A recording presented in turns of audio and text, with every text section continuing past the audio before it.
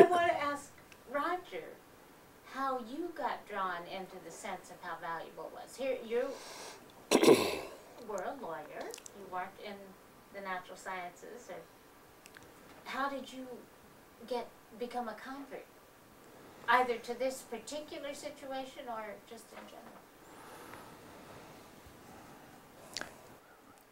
I've often asked myself that question. I come from a background as a backpacker, scouts, hiker in the foothills behind my hometown of Pasadena, where I was raised.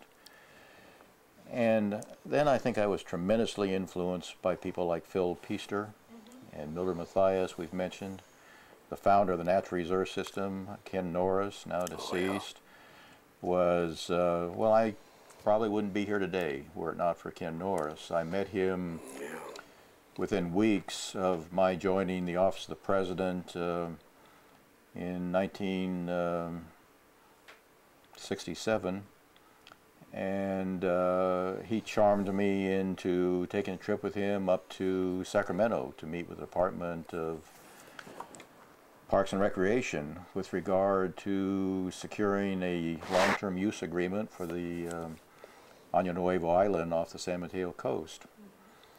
And one thing led to another, and just like Phil, I mean, I put them into the same category. I put Mildred, all three of these are just people who their passion just captures the imagination, and they help you see through their eyes how important this is. So I just became a convert overnight. Well, you had the background for it. You know, you'd been outside. You understood these things.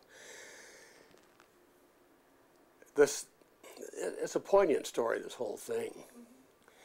My basic ethic that I learned here at Berkeley under Starker Leopold more than half a century ago was based upon his father's land ethic. A corollary to it, that a thing is right when it tends to preserve the integrity, stability, and beauty of the biotic community. It is wrong when it tends otherwise. Well, that put it very clearly what the right course of action was. To split that thing up into subdivision was not right. And I find that when you believe strongly in something and have a good reason from your own perspective and from your support from the scientific community, that's how you move, and you do everything in your power to succeed. Now, in all of this talk that we've had in the past, I don't believe we've ever talked about you as a fisherman. Well, see, are you a devoted fisherman? Well, no.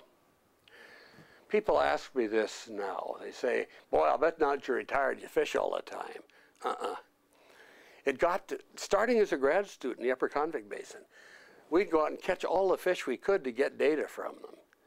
Like, we'd come back to camp with a bucket full of brook trout after dark, and with a Coleman lantern, have to gut those things, measure them, weigh them, take scale samples, do our titrations with pH, take other kinds of measurements. And so that became a work thing. When I then moved over to Fish and Game, it was a means of evaluating fish populations. Which I mean, oh yeah, it's going fishing. Well, in a sense it was. But yet that's the best way to find out what's in a lake. You cast a fly out there, see what grabs it. Maybe strongly aware of the value of things like a reserve system. You go to a lake or a pond, the first thing you look for is the little guys, the younger people, the younger fish. They then grow into the big ones, and everybody probably, that same metaphor applies very well to people as well. You worry about the younger ones. If they get good younger ones, you get good older ones. So when people say, do I still fish? Well, I do. I even force myself to buy a fishing license now and then, which I wouldn't have to do legally, but I do anyway. And last year they said, Phil, we'd like to learn how to fly fish, and would you help us get fly fishing equipment? Well, Cabela's. They have very good quality, all made in China, of course, like everything else, including everything we're wearing most likely in our shoes. And so I got both Frank and Roger very good fly fishing Captain. stuff. Yeah, Captain Lewis, yeah. Corporal Baldwin. Baldwin. Yeah. But I think Phil's approach to this speaks volumes about who he is, and I'm It's really a being, real tight one. no, I'm being serious. We find that he is an expert as a fisherman, and he's taught us how to fish, and he can throw a rod out and he can talk to the fish. I mean, he's really something. Fish whisperer. But in the several years we've been doing this, I don't think I've seen him take one bite out of the trout. But I have found that he takes great pleasure and satisfaction in watching Corporal Baldwin and me catch a fish, clean a fish, eat a fish, enjoy a fish, and pass on, you know, the lessons that he has taught. And so I find Phil able to take great pleasure in other people's pleasure.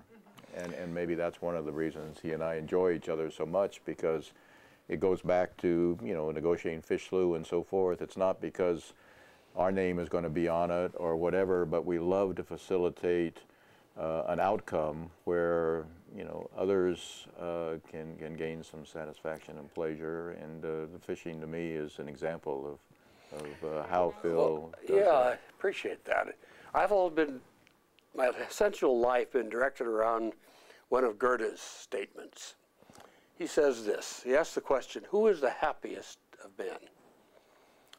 Then he ends it this way by saying, he or she who values the merits of others and in their pleasure takes joy, much as though it were his own.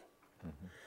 And I think we both feel that way. You know, this is, that's why I've taught as a teacher, you know, it's you have to see a bright smile out there, you think, hey, pick that up, you know. So, but that's basically true, and I think we basically look at life that way.